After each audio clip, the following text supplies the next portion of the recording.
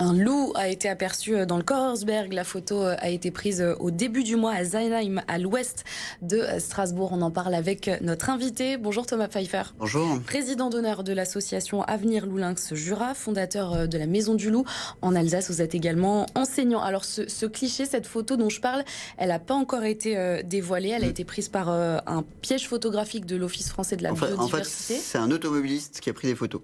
Et on les a pas encore. On les a pas encore. On n'a pas réussi à les trouver. Mais on espère pouvoir les voir bientôt. Mais en tout cas, il a été pris en photo à plusieurs reprises par cet automobiliste. Et alors, vos déductions à vous, en tant que spécialiste alsacien du loup, c'est que c'est un individu qui serait en transit par l'Alsace. Alors ce qu'on appelle le front de colonisation, comme il y a 2 ans dans le Korsberg, quasi au même endroit, quelques kilomètres encablures de là, le loup revient sur ces terres en quelque sorte en Alsace depuis 2011 et on a des loups qui viennent des Alpes principalement, du Jura, qui sont italiens et qui s'installent. Alors là, il est que en transit parce qu'il est sans doute en recherche d'un territoire, mâle ou femelle, on ne sait pas encore, il faudra de l'ADN pour ça, et pour s'installer sur un nouveau territoire pour éviter ce qu'on appelle la consanguinité. Et donc les loups font des bonds comme ça de 100, 200, 300 km depuis leur meute d'origine à des moments précis, notamment au printemps, quand il y a la saison de reproduction, février-mars. Donc il y a un éclatement des meutes, et puis un autre éclatement des meutes au moment de l'automne, où les jeunes louveteaux qui sont apparus donc vont chasser en quelque sorte les jeunes loups qui ont 1 an, 2 ans, sont matures sexuellement et vont pouvoir quitter leur meute d'origine. Ça veut dire qu'il ne va pas s'installer dans le Korsberg, il y a peu de chance. Il y a peu de chances qu'il reste dans la plaine, même si le loup est assez surprenant, il est plastique. Il y a 1 mois de ça, on a eu des prédations sur Nagolsheim de chevreuil. C'est sans doute typé loup, voilà. Donc il fait son job, il fait son travail, il tue des animaux malades.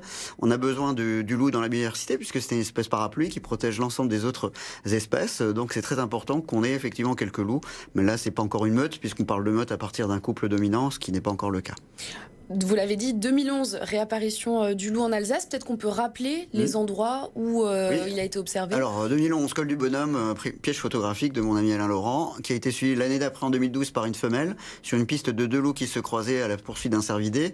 Là, on avait le couple dominant, mâle et femelle, ce qui forme une meute, et des louveteaux qui sont nés en 2013, puisque j'ai participé au hurlement provoqué, et on a entendu 2 cris plus stridents.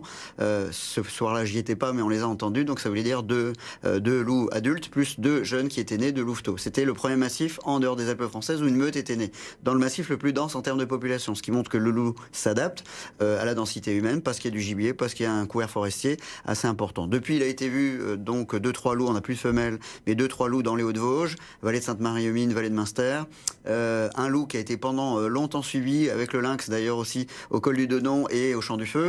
Et actuellement, plutôt dans les Vosges du Nord, on a effectivement un loup aussi qui est présent, donc depuis quelques années, qui transite. Mais là, pareil, c'est du transit, donc c'est très très limité. Et on a du loup en forêt noire aussi, côté allemand. C'est quoi les critères pour qu'un loup, pour qu'une meute s'installe sur un territoire? De quoi il a besoin, le loup, pour s'installer quelque part? Alors, la disponibilité alimentaire, c'est la base. Un territoire va dépendre, 100, 200, 300 km², de la densité du nombre de proies. Donc le loup, s'il a de quoi manger, s'il a le garde-manger, notamment chez lui, c'est chevreuil, cervidés, jeunes marcassins notamment et sangliers, il va pouvoir effectivement rester sur place. Il n'a pas besoin, comme le lynx, d'une grande couverture forestière.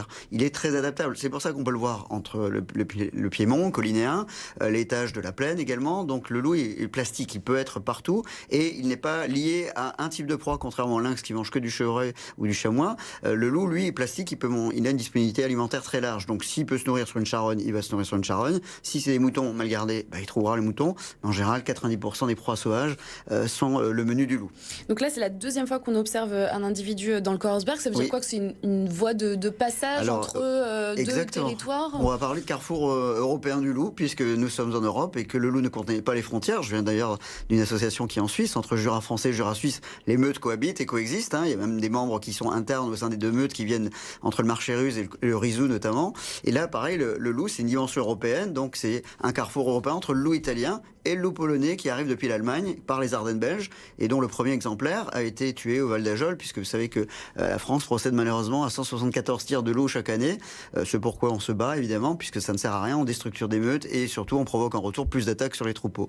Est-ce qu'on a une idée du nombre d'individus sur ce massif du Jura? C'est très difficile. Enfin, le massif du Jura, oui, on a une grosse meute côté Marchérus d'une dizaine d'individus. Côté du Jura français, ça serait plutôt entre 4 et 6 loups, puisque malheureusement une louve a été tuée l'année dernière charognard, la louve dominante, et le loup dominant gros pépère du côté suisse. Donc effectivement, une dizaine d'individus, entre 15 et 8, on va dire une vingtaine d'individus sur le massif du Jura. Cette question du loup, elle divise beaucoup entre les pro-loup, pro-environnement, et puis souvent les éleveurs qui veulent se défendre. Est-ce que le loup, il est victime de la culture populaire française, des clichés qui remontent Oui, alors heureusement, moi je suis enseignant, les jeunes, ça évolue énormément. On a un millefeuille culturel qu'on a hérité, qui est le fruit de l'histoire, donc que je raconte dans le Retour du loup en Alsace. Donc depuis l'Antiquité, le loup ne faisait pas plus peur que ça, puisqu'Aristote allait sur Athènes, sur une colline qui était infestée de loups, et il se faisait pas attaquer. Le loup a été effectivement le porteur de la rage, le mammifère le plus répandu. On avait 20 000 loups au XVIIIe siècle.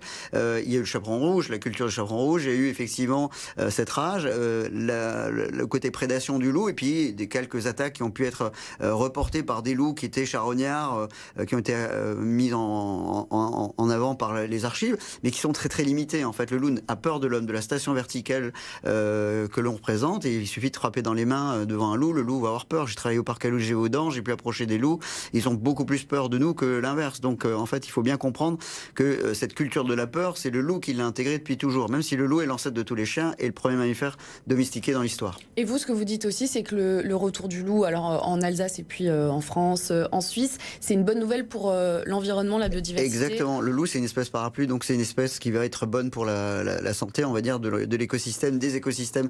Le loup, c'est le médecin de la forêt, comme disaient les Amérindiens. Il va prédater en meute surtout, par des courses de relais, par de longues courses qui vont fatiguer des animaux qui sont malades, infestés de parasites dans les naseaux, qui vont se fatiguer, des jeunes, des vieux, des orphelins, etc. Donc il y a une régulation sanitaire.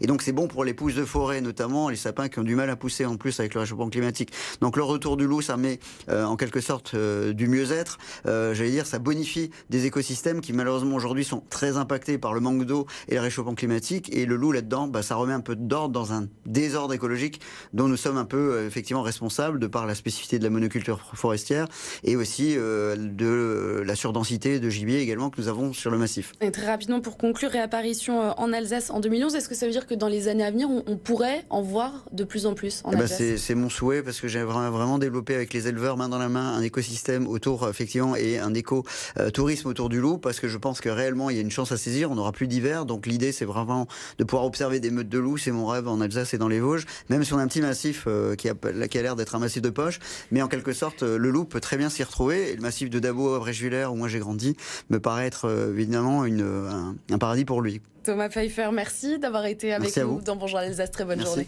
Bon.